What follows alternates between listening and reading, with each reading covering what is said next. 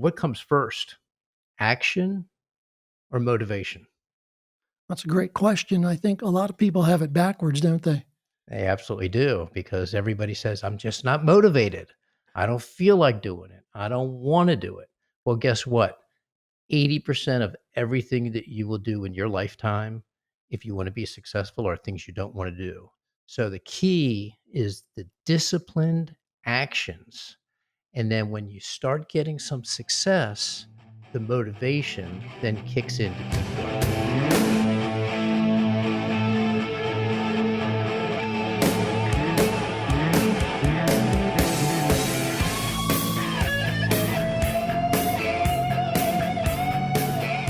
Hello, everybody. Welcome. I welcome you to this very first inaugural podcast of Run with the Cheetahs. This podcast is the companion podcast to the book by the same name, Run with the Cheetahs, Your Climb to an Extraordinary Life, written by Jerry Freishtat. And I am honored to have the author with us here today. We're going to get him in here in just a little bit, but let's talk about what we're going to be doing in this podcast. This podcast is for people who are feeling stuck, people who want to grow, people who know they're not living their best life, people who want to be, as Abraham Maslow would say, they want to be all they can be. Research shows that most of us are performing way underneath our potential. And that's what we're going to be talking about in these podcast episodes. We're going to be talking about the principles and the guides, the hacks, the tips, the tricks, what you need to do to try and grow and become all you can be. And we're going to have some fabulous material in here. The book is just tremendous. I have known the author for 40 plus years. I met Jerry Freishtat back in the 80s. I got to tell you a little story about how we met. I had a house and I had some big sliding glass doors that needed some window treatments. And so I called an ad I saw in the paper for window treatments. And really nice customer service gentleman named Jerry answered the phone, talked to me, said, well, we need to get somebody else to look at those windows and measure. I said, great, let's do it. So we schedule an appointment, and a few days later, people come out to measure and talk to me about the product. And it was Jerry. Fantastic. The same guy that had helped me on the phone. It was wonderful. Shows me all the product. We talk about what we should do. We do some business. He says it'll be a couple weeks. In a couple weeks, we'll get these out to you. We'll have installation come out. Sure enough, a couple weeks later, get a phone call from Jerry. Hey, everything's ready. We're ready to send installation out. I said, great. The installation people come out. It's Jerry. The bottom line here is that Jerry was running the ads, answering the phone calls, running the appointments to the people, ordering the product, making the product, and then installing the product. He was indeed doing everything from start to finish. And I see him smiling here. I'm going to bring him in right now because Jerry, you were the essence of an entrepreneur at that point, my man. Yep. I mean, Russell, I believe that most young entrepreneurs start some phase of exactly that story. I mean, it's you live, eat, and breathe. What it is you love to do, and I mean that's kind of what defines an entrepreneur. Actually, is like there's nothing I'd rather be doing. And when I first started out, it was 7 days a week, and um, you know learned everything. Had no idea what I was doing, by the way. Just went out. Had no sales skills. I had no abilities to do anything. Just kind of winged it. But with every single aspect of everything you did every single day, you learned something, and it just grew from there.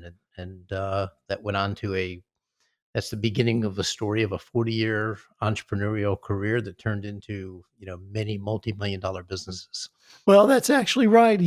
So we got our blinds up, and by the way, they were gorgeous. They look fantastic.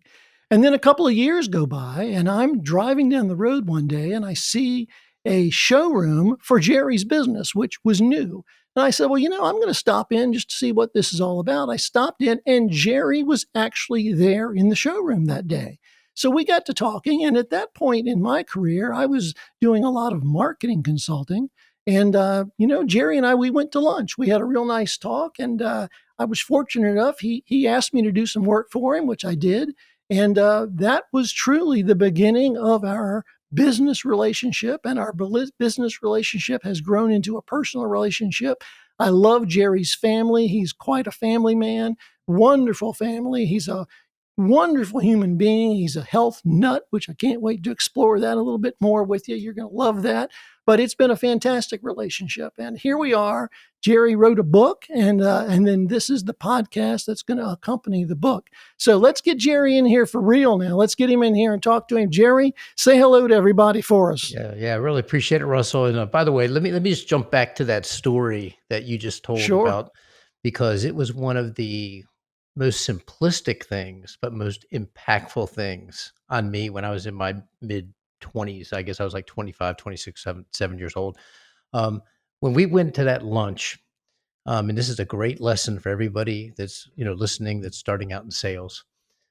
Russell said to me, he goes, after he presented, what he was doing, gave me his background, his marketing, everything that was going on. And got to remember, this is the 1980s, where marketing and advertising is yellow pages, newspaper ads. You had radio and TV, um, and Russell says to me after he presents, you know, the details of what he does and what his background is. He goes, I tell you what I'm going to do, Jerry. I'm going to put some ads together.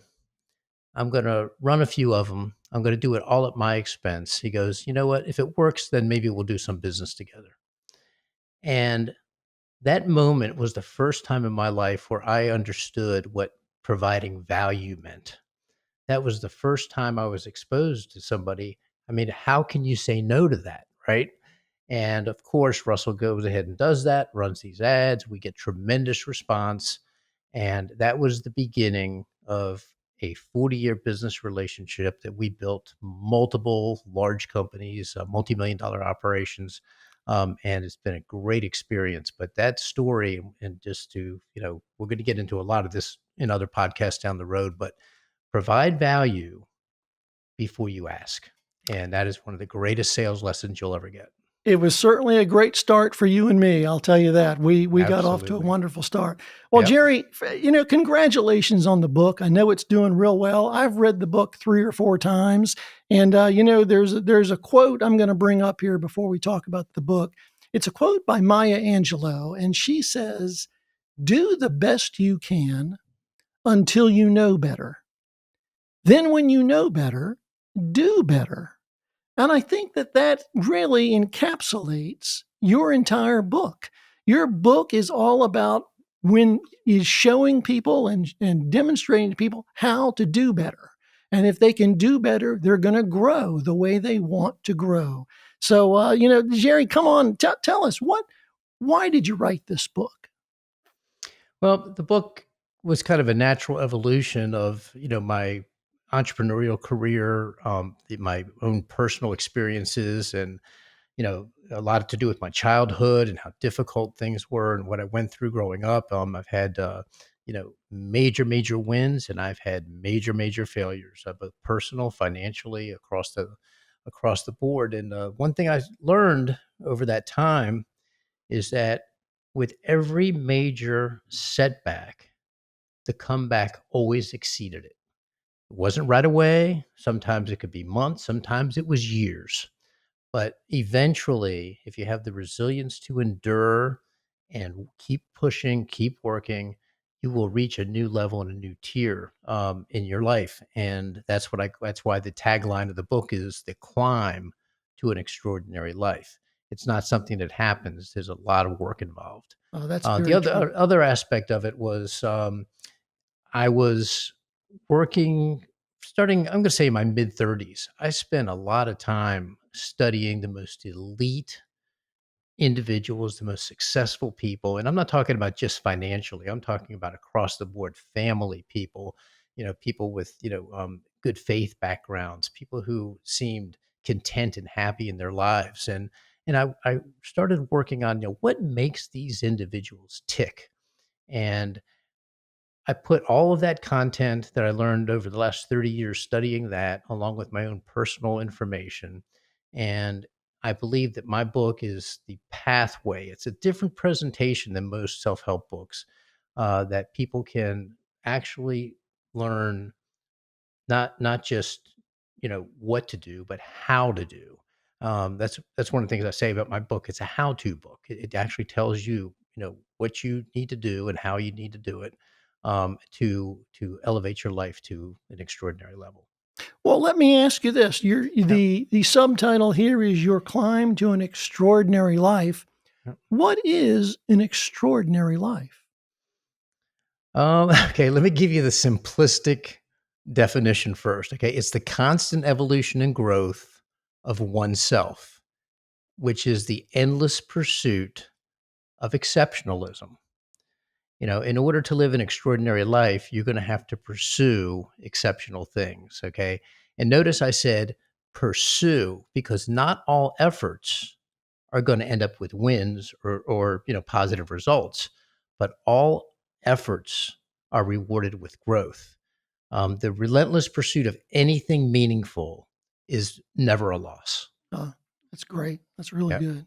Well, listen, I've read the book 3 or 4 times. It's a great book. I think people will enjoy it. It's one of those books that you can pick up and start in any chapter and get something out of, or you can read it from start to finish. So it's one that you want to keep nearby. But let's go ahead and start at the beginning of the book, because in the very beginning of the book, Welcome to the Jungle is the first chapter. And in that chapter, you introduce a set of labels that you apply to a hierarchy of human behavior. And, labels are pretty important, both when we're youngsters, good labels, bad labels. I can remember I was not a good runner. I was not ever labeled a good runner, but I was a good reader. And I think all of us individually have a group of labels. Sometimes those labels actually come together to form what we feel is our identity. And so labels can be very important. I remember back in the 80s, Jerry, that Carol Jackson wrote a book called Color Me Beautiful. And in that book, she identified ladies' complexions and the different sorts of complexions. And she identified each one and labeled it as a spring, a summer, a fall, or a winter. And those labels basically ignited a fashion trend, which still continues to this day. People still use those labels. So you've got a set of labels, which I've never heard before. One of them is a little bit familiar, but the rest of them are not. Please tell us about your labels and how they work and how they apply. Yeah, well, I'm big on human nature and human history, and I've done a lot of studying in that area, and I believe that to get people to understand things, also big on metaphors, right? So, I what I did is I took the what I call the 6 levels of human behavior, and identified them with animals. Since the book is called "Run with the Cheetahs," and so at the very bottom tier where it starts out are the snakes, and these are the people who just are intentionally deceitful. These are your worst people, right? And your next level up are the sloths. And the sloths are the victims. These are the people with no accountability, no responsibility. Everything is somebody else's fault.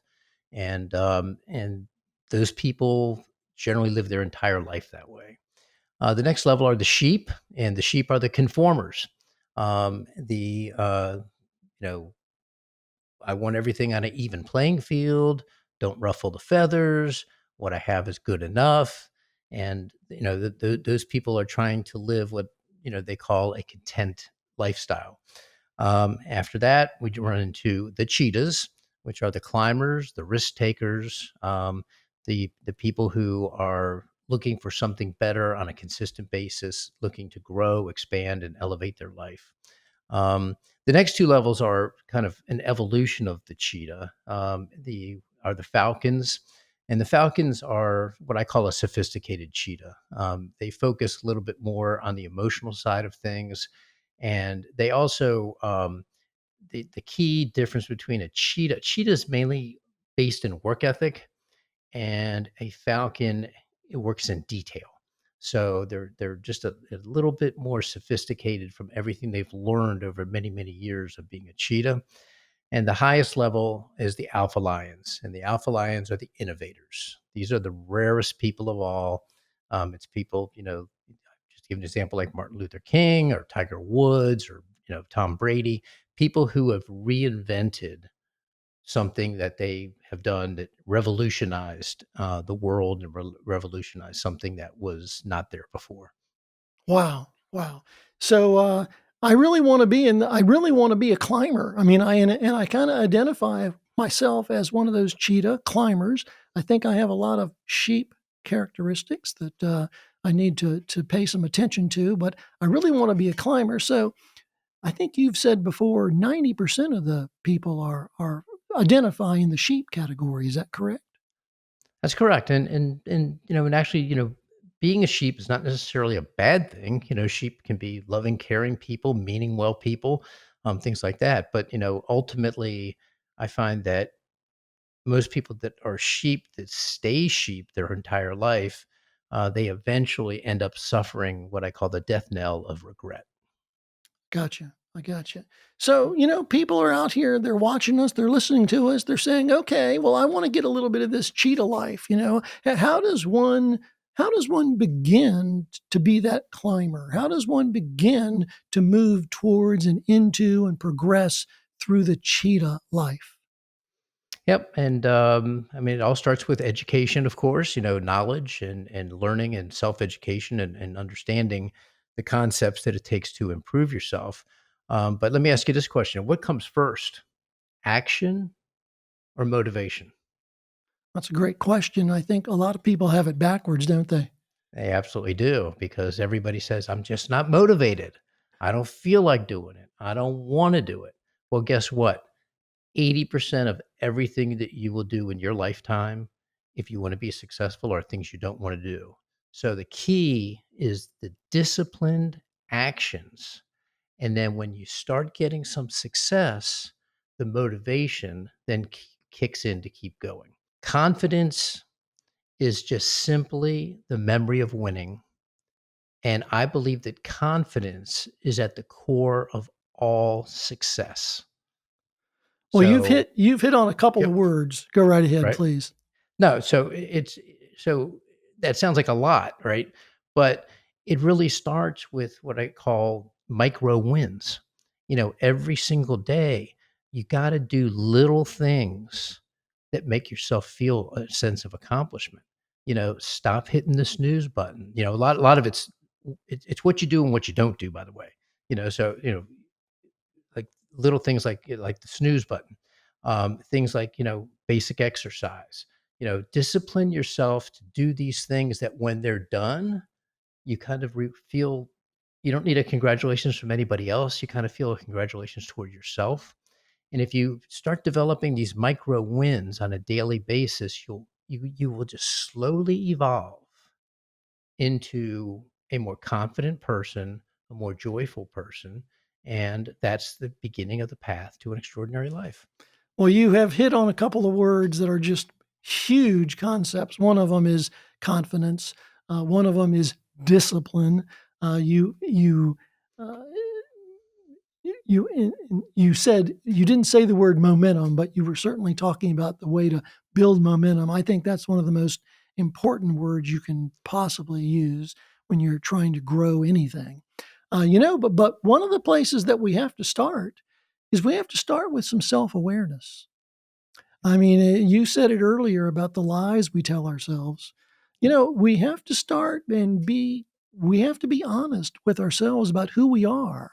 It's been said that we spend more time getting to know our friends and our mate, asking questions about what they like, where do they go, what do they do, why is this, why is that. We ask more questions of our associates sometimes than we do about ourselves. And sometimes we just don't know ourselves as we should. So self awareness becomes really important here. Wouldn't you agree? Yeah, I mean, this gets back to a little bit of what you said earlier about labels. Okay, uh, this is uh, this is what happens in our childhood and teen years. People impose upon us what we perceive as who we are, and it has nothing to do with who you are. Um, you need to know yourself, and not someone else's falsely views or opinions of you that get implanted in your mind. And parents, I mean, are a huge part of this thing. Most of us are a complete product of our environment and our parents and what we grew up with. Someone else's views and opinions absolutely 100% do not define you. Only you define you. And people never think about that. What happened yesterday and the information I got yesterday and things that people said about me yesterday. Well, you know, you could start today to build a new tomorrow, and Yes. you can discount that. A lot of times that involves getting out of the arena of people that you associate with. Sometimes it's the people that you're around. Ed Milet, I'm going to read this quote to you real quick from Ed Please. Milet. It's about, you can't love yourself if you don't know yourself. And you can't know yourself without spending time with yourself. And that is one of the things that very few people do is like get away, spend some time with yourself. I don't care if you go on a hike by yourself, go on vacation by yourself, whatever it is. Spend some time on what is it that I want? What is it that, what are my talents? What am I good at? All these things that would build your self-esteem are what's important, to growing in life and becoming an extraordinary person. Most of us do look for outside sources for our identity, and our true identity, lies within. Right. Um, I'll give you just another quick story about that. This is also related to the labels and so forth. When I was in elementary school, right from the beginning, I was an ADD kid, and I was in trouble. Literally from kindergarten forward. And I was a huge problem in school. I was in the principal's office all the time. And the impression I had from all these experts, and I saw psychiatrists, psychologists, counselors. I mean, it was like a nonstop thing that went on for like 5 straight years. And that made me think, "Man, there's something wrong with me." Right? I mean, those labels were put on me, and the reality of it is there was nothing wrong with me. There was something wrong with the system that I was put into based on my personality and what my needs were. Because I got to 6th grade, my teacher knew exactly how to take care of the situation. She kept me active, gave me things to do. I didn't have to sit at my desk all day. And I realized at that point my ADD was a superpower Oh, I love it. because from that moment forward, once I recognized, that I was different than most people as a positive, not a negative. I mean, everybody should take a look at the gifts that you have. We're all born differently. We all have gifts, we all have talents. Just because those gifts and talents don't fit into the norm of society or what's perceived to be normal, absolutely does not mean that you're not an exceptional person. As a matter of fact, being different is a gift. So I think everybody should, contemplate that because most of us feel bad about not conforming, and you should feel great about not conforming. I love it. Well, Yeah. that, Jerry, that brings us to strengths and weaknesses. I mean, and you and I, we've talked about strengths and weaknesses.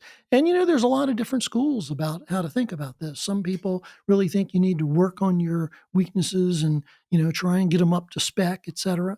But, I'm a huge fan. We've talked about this before of Marcus Buckingham. And for any of our listeners or readers that, don't know him, he's all over YouTube and you can check him out. And he has been preaching about strengths and weaknesses for years. And boy, I've been following him. He's tremendous. And what he really says is we need to lean into our strengths and mitigate, work around our weaknesses. I mean, working with our strengths is where our success and our happiness is going to come. And let's mitigate our weaknesses and not ignore them, but understand them. But don't think we're ever going to get those weaknesses up to being, 100% or 110%. Now, I've shared this with you before. I'm going to do it one more time. Right. I have some strengths. I mean, I have some competencies. I'm pretty good at some things, but boy, do I have some weaknesses. And one of them is working around the house. Now, this is not a laziness thing. This is, I am simply not good with tools. Jerry, honestly, this is my tool bag. It's in a baggie. It's in a baggie. I mean, I don't ever want to have to reach for this because I'm so awkward with it, and it's a weakness. I'm never going to be a carpenter. I'm never going to be some guy that can go around the house and fix all the stuff. So I just try and keep all that kind of work at bay and bring in people to get it done when I can. Strengths and weaknesses. I think everybody needs to know what their strengths are, play to them, and understand their weaknesses and mitigate them a little bit. Do you agree with that? Yeah, 100%. I mean, you're the prime example in this conversation right now. Look at your strengths, right? You're an amazing creative marketer.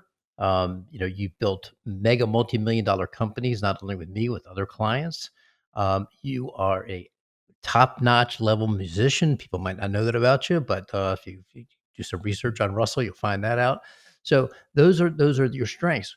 And this whole conversation reminds me of that thing that Mark Cuban preaches. And Mark Cuban says you should focus on what you're good at, not your passions. And it's just so true. And the reason he says that is because when you focus on the things that you're good at, and this gets back to what I just said in the last segment there about the gifts that you've been given. We're all born with inherent gifts and talents.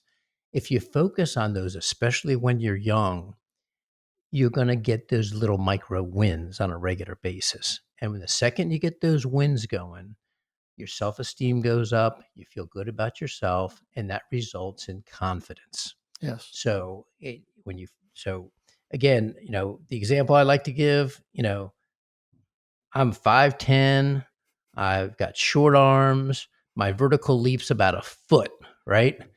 Am I ever playing in the NBA? Probably not. But let's just say I love basketball.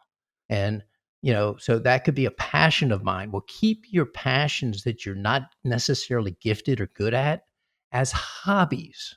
You don't have to just completely eliminate it, but that's not the areas that's going to elevate your life and you're going to soar and be confident in. So you have to identify those things, find out what you're great at, and sometimes, by the way, the things you're great at might not be the things you enjoy the most, but once you start doing them and you start getting that success, you'll learn to love it. Oh, I love it. That's great. Back in the 90s, I wrote a program called Goaltenders. And I don't think you know too much about it because I never really launched it, but there were some pieces of it that actually I introduced to your team back in the time. One of them was that line, the best year yet. Yep. And we've talked about that. But in that program, I introduced two exercises, and I didn't make this up. I read this and found it. But when I did these exercises myself, I thought they were amazingly powerful. I want to share them with people today. Now, folks, this is your homework. Okay. I mean, this is something you really need to do. You need to get out a piece of paper and do these couple of things I'm going to suggest to you. The first one is list out the top 10 things that make you happy. List them out. What are those things? Is it reading? Is it exercise? Is it going out to dinner? Is it meeting with friends? What are the top 10 things you like to do that make you happy? And then when you review that list, you should be doing what you can to get more of those things into your life, to keep your happy quotient up high. That's just a really good exercise. And by the way, it's almost hard to believe how much that list changes over the years. I first did that for myself when I was in my 30s, and let me tell you, what I had on that list then and what I have on that list right now are very, very different. But here's another one. So that's number one. That's your happiness list. The second one is your list of goals. Now let me tell you why this is important. We all have so many things rolling around in our heads. I want to go on a jungle safari. I want to go to Italy. I want to build a business. I want to do this. I want to do that. We have so many things in our head. Let's make a list. Let's make a list. I hope you can put 100 things on there. It's really hard after 25 or 30, but put it all down. Get it out of your head and onto a piece of paper. And the advantage of doing this is then you can look at that list and say, okay, well, that's right. I'd like to do all these things. But what am I going to get serious about? What are the 3, 4, or 5 things here that I can identify and get some clarity on where I really want to go? And then in future talks, we're going to talk a lot about goals. And as you will say, Jerry, the commitments you need to make those goals happen, correct? Yeah, I mean, that's exactly where I was going with this whole thing. So, you know, most people have goals, and some people write them down, but a goal without a commitment is just a dream. Yep. Okay. And dreamers go to the grave dreaming, right? So when you set a goal and you make a commitment, you have to have, you know, when this is going to start, when this is going to end, every single aspect of it along the way. And the most important thing that most people don't understand, and I learned this from Coach Michael Burt, he has something called A to B. I'm over here and I want to be here. And he says, what goes in between the A and the B? And the answer is who? Ooh. Relationships and who is going to help me get there is the most critical thing, because the who leads to the how. And when I got into the bodybuilding world about 15 years ago, there's no way any bit of it would have happened without the who taught me the how. And that is something that everybody should always, when you have a big goal, or not even a big goal, even a moderate goal, you're going to need some type of coaching to get there. Well, we're going to spend a lot of time in future podcasts talking about how to reach goals. Yep. It's a big conversation. I can't wait for that. Hey, I got something for you that I want to ask you. Um, so a lot of people, this is a big topic right now. It comes and goes as being a big topic, and that is life's purpose. What's your purpose right now? I think a lot of people are saying you got to find your why, or you got to find your purpose. And I want to know, what does Jerry Freishtat say about your purpose, your life purpose? Tricky one here, Russell, because it changes. And I'm in the minority camp on this topic because everybody, most of the motivational speakers you'll see, and there's even a book called Know Your Why, talk about the why. And I'm not about the why, I'm about the how. And the reason I'm about the how is because if I can find something in a short window, when I say short window, a year or two window, that I can figure out how to execute on that and have the regimented disciplines to achieve something in a short period of time, and then gain the confidence and gain the self-esteem that comes along with that, I can take that piece into anything else that I want to do or move on to. Most people, when they're in their teens, 20s, even 30s and 40s, they don't know their why. Life changes all the time.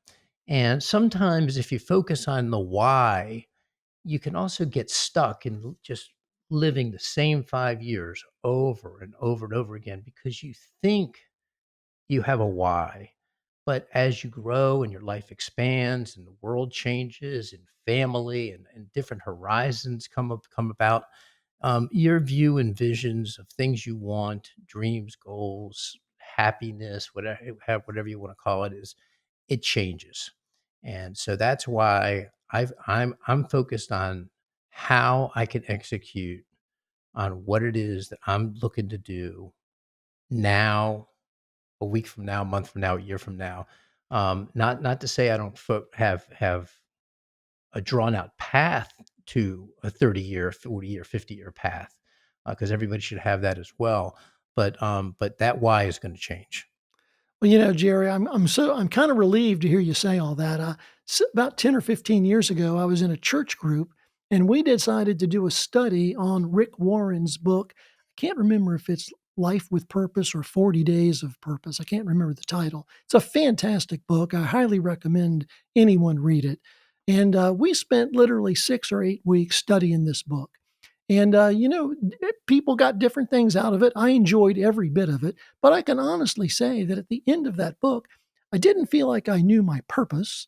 I did feel like I wanted to be me. And that was the closest thing I can come to my purpose, is that I want to be everything I can be. I want to try and be all I can be. And I realize that I've got a long way to go. I want to keep climbing. I want to get more of that cheetah life.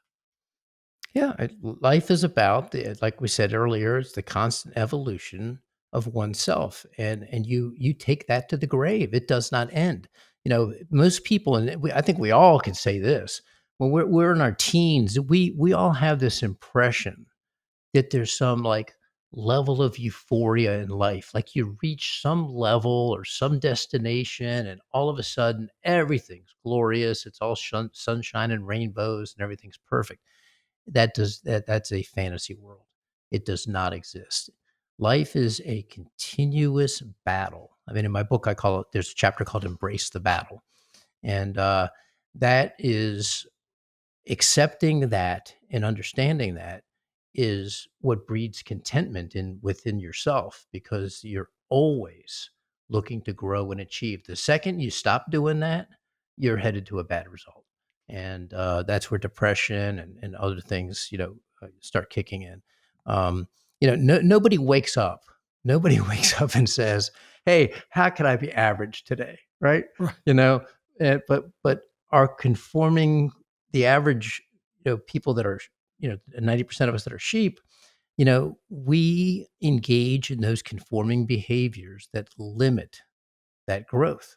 And it's all environmental. It's all a misperception about the way life really works and how humans are supposed to be working to achieve different levels of success over time. I also like to, I'm just going to throw this in here, is that, achieving exceptionalism, there's what I call the five horizons.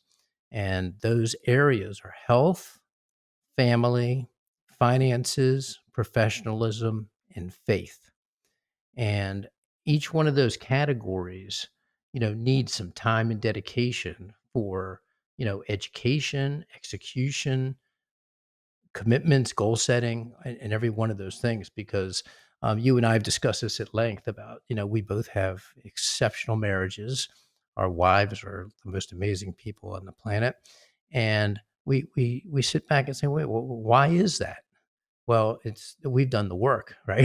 So there's a commitment, and there's not a day that goes by that I'm not thankful for, the gifts that my wife has brought to my life. As a matter of fact, without that, the success I've had wouldn't be there. I mean, there's no doubt about it. So that's one of the things you have to prioritize. My goal was to make her the happiest woman on the planet every day, not occasionally. Well, I know you do the work. I know we do the work, but I will say that getting my wife to marry me was closing the biggest sale of my life. There you go. Yeah. So listen, Well, let me skip aside just for a minute. I want to get personal with you for a second. I know you pretty well, and I know back in the day you were into bodybuilding for a while. And when you and I got together about a month ago, you shared with me that you were kind of getting back to it, not to competitive bodybuilding, but you wanted to once again get back into the regiment of really exceptional health and bodybuilding. Now, I happened to see you. We got together about a month ago, and it was 2 days after you had started getting back to the gym, and you were a hurting puppy. I mean, you were sore, and you were saying, "Oh my God, I don't know if I can do this." How are we doing with all that? And tell us about that little journey. well, it's like anything else, the commitment, the dedication, it's evolved, and now I'm in a, I'm in the trenches, so to speak. The workouts are going great. I'm past all the soreness periods. Diet, I've got that locked in, and just in, I guess I'm on my ninth week, and I again, getting back to who I hired a coach. So I'm my ninth week in, and I'm down about 4 points in body fat. Body mass is actually up with my body fat down, and my weight is down 8 pounds. Now that, not that that's anything exceptional, but what you have to understand is when I was done with bodybuilding, I guess I wrapped that up about 8 years ago. I didn't go more than 9 months without some type of physical issue after the bodybuilding career. And I had six orthopedic surgeries. I had kidney stones a couple of times. I had to get a prostate issue fixed. So every time I would come back to try to, get into my regimented lifestyle, which is critically important to me. I mean, that's what drives me: physical fitness, health, and wellness. Something kept getting in the way, and I just took the disciplines that I've learned, through everything else I've been through, especially the bodybuilding discipline, and fought those battles. I mean, that's the bottom line. And then all of a sudden, my last surgery was my left shoulder labrum surgery, which at my age, it took close to a year to fully heal. After that, there was nothing wrong, right? So I said, you know what? Let me get back into this in a serious way. And sure enough, it's worked out. I feel great. Matter of fact, I feel the best I've felt since I left bodybuilding. Wow, that's cool. Energy levels up, and of course, one of the things that I like to do is look good for my wife. So that's another factor.